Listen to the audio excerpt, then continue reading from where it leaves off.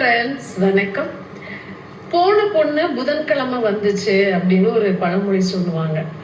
Like இப்ப நடக்கக்கூடிய கல்யாணங்கள் பாத்தீங்கன்னா, பெண் கல்யாணமான போன 3 நாட்கள்லயே அந்த கணவன் பிடிக்கல, அந்த மாப்பிள்ளை பிடிக்கல, அவருக்கு ஆண்மை இல்லை அப்படின்னு புது ஸ்ட்ராட்டஜி வச்சிருக்காங்க. ஸோ நானே ஒரு 4-5 கேசஸ் பார்த்துட்டேன். அண்ட் நேத்தி பாலிமர் நியூஸ்ல பாத்தீங்கன்னா, ஒரு பெண் தனக்கு பிடிக்காத கணவரை கல்யாணம் பண்ணிட்டு, கல்யாணம் பண்ண முதலிரவு அன்னைக்கே இன்னொரு பையனோட வீடியோ கால் பேசிட்டு இருந்ததை கணவர் பார்த்துட்டு கண்டிக்கும் பொழுது, திரும்ப அம்மா வீட்டுக்கு திரும்ப ஃபோர்ஸ் பண்ணி அந்த பையனோட தான் நீ வாழணும்னு சொன்னோன்னா பையனுக்கு விஷம் வச்சு கொண்டு இருக்கிறதுக்கு ட்ரை பண்ணியிருக்கா. But our safe.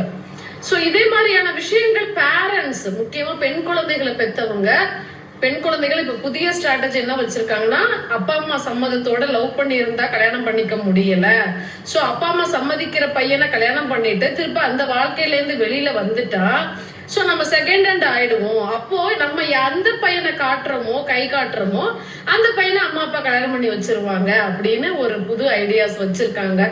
சோ இதுல அப்பா அம்மா அவேரா இருந்துக்கணும். அண்ட் பையன் பொண்ணு எடுக்கிறவங்க மீன்ஸ் பையனுக்கு கல்யாணம் பண்ணி கொடுக்கறவங்களும் இதுல எச்சரிக்கையாக இருந்துக்கணும்.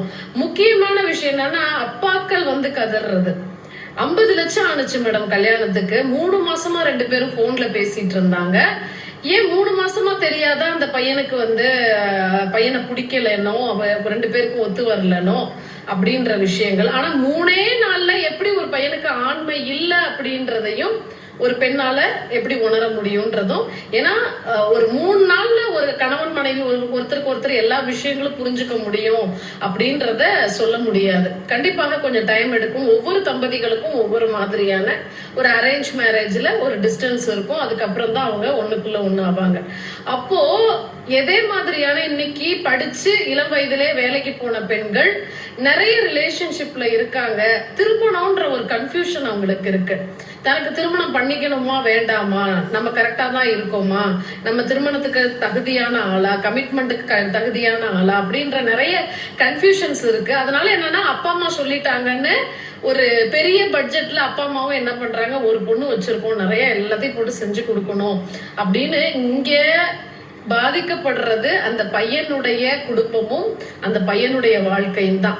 இதே மாதிரி ஒரு பெண் பண்ணி அந்த பெண் ஒரு ஆண் மேல, அந்த கணவர் மேல ஆண்மை இல்லைன்னு பழி போட்டு வெளியில வந்துட்டா, சொந்தக்காரங்க நாங்க எல்லாருமே நம்பிட்டோம். அதாவது அந்த பையன் மேலதான் தவறு இருக்கு.